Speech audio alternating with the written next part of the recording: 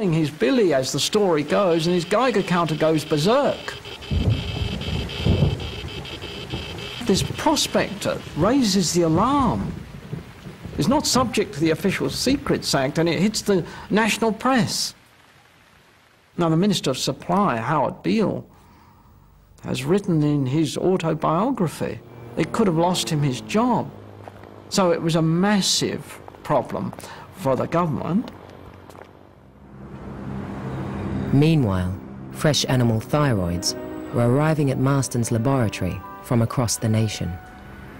The thyroids were put into the radiation counter. The results were noted, and they were hot.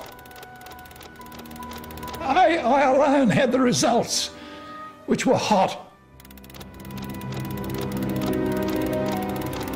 The claims of atomic rain were true. Iodine levels in animal thyroids were up to 4,000 times higher than expected. The fallout area was enormous, ranging from Alice Springs in Central Australia to Rockhampton on the northeast coast of the continent. I rang Professor Martin, who was a member of the Australian Safety Committee. He doesn't want to know. It was awful. The data was sent to London, to the scientific mastermind of the tests, Sir William Penny. The telegram stated bluntly, there may be political danger. But according to the British, the radioactive iodine levels were well within safe levels, and there was no danger to the Australian population. Hedley had a heart attack and was in hospital during the time that these results were coming. His assistant came to me and pleaded with me not to tell him, which I didn't do. He came out of hospital and was absolutely furious that he hadn't been told. On his return to the laboratory, Marston secretly recorded a conversation with the Safety Committee chairman, Hedley Marston. He accused the committee and the British and Australian governments of lying to the population. Les, this is getting just beyond the damn joke. Have things got away from you? We took in good faith there was no fallout on the continent.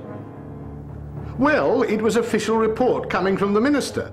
You must have the paper clippings from about that time, and there's no possible harm to befall anybody. It is the most disgusting thing I've ever seen, and that will make every scientist indignant, and I should imagine stir up the socialists. We just lack confidence in anybody now. Hedley didn't like physicists. But physicists were beginning to pronounce on biological matters. That is, the impact of radiation on, and the hazard of radiation in the human population. How dare they, thought Hedley.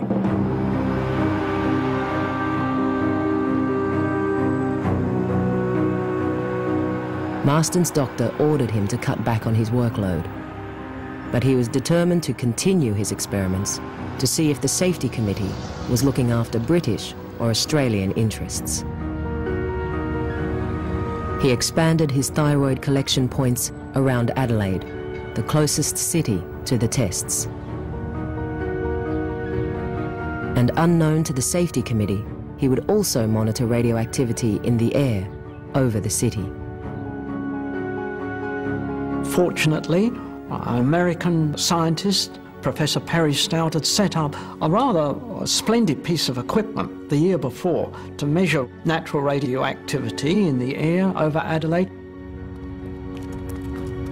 Perry invented this filtering device which would suck 20 or 30 litres of air through a filter pad which would sift out anything radioactive. They then simply measured that with a Geiger counter.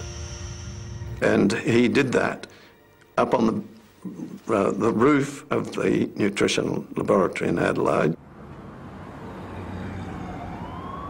He plans to use that just in case the city was contaminated.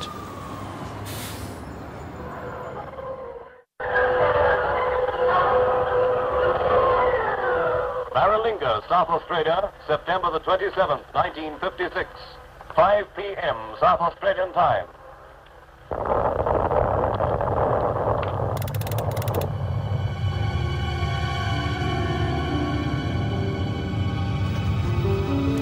Letter to Mark Oliphant, private and confidential. Oh, my dear Mark, I'm more worried than I can convey about the expensive quasi-scientific pantomime that's being enacted at Maralinga under the cloak of secrecy. And even more so about the evasive lying that is being indulged in by public authorities about the hazard of fallout. I nearly blow a gasket every time I think of it. Apparently, Whitehall and Canberra consider that the people of Northern Australia are expendable.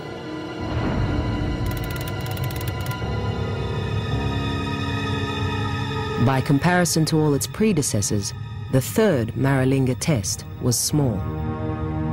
Politically, it was the most explosive. Minutes after detonation, the wind changed direction. Part of the radioactive cloud was blown in the direction of Adelaide. There was a lady here hanging the washing up, looking up in the air to the line and facing the west.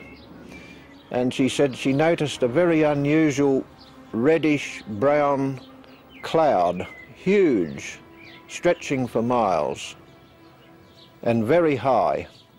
And she thought, that's odd, it didn't look like clouds.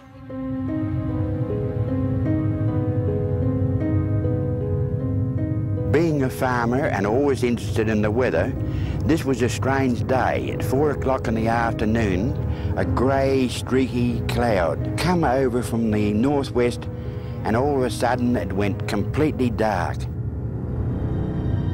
It wasn't normal, and I didn't find out until next day that an atomic bomb had been let off at Maralinga.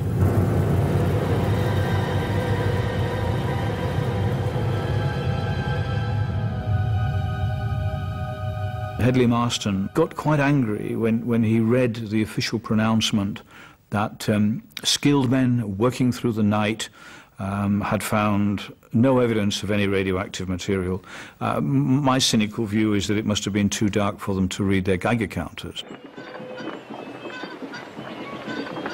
In the days following the test, Marston took thyroids from sheep at 2 research stations close to Adelaide.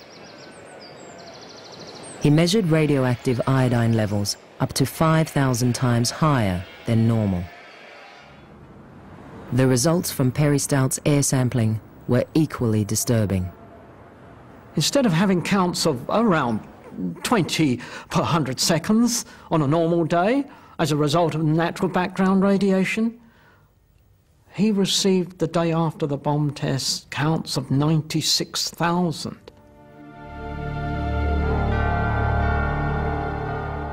The people of Adelaide were never told. The people of the little towns along the way between Maralinga and Adelaide, they were never told. And if they'd read their local paper, they would have read the opposite, that all was well with the tests. 2 weeks later, Marston wrote to Mark Oliphant, the Director of Physical Sciences at Titterton's University in Canberra. He detailed an extraordinary admission by Safety Committee Chairman Leslie Martin about how the test had been let off in haste. Dear Mark, Les Martin became quite cock-a-hoop when I asked him if he had any record of fallout over Adelaide. He said, I can talk with complete authority, there's been no fallout over Adelaide, none whatsoever. When I showed him our observations, he collapsed and stated, no reports regarding the third bomb have been submitted to me. I left this baby to Titterton. It was a very small one. Later, he broke completely and said, the pressure was on. Please remember the pressure was on. I'll leave no stone unturned to ensure that the essence of the report is published. His reaction was to make it public, and extremely incensed that the physicists involved were just as determined not to have it made public.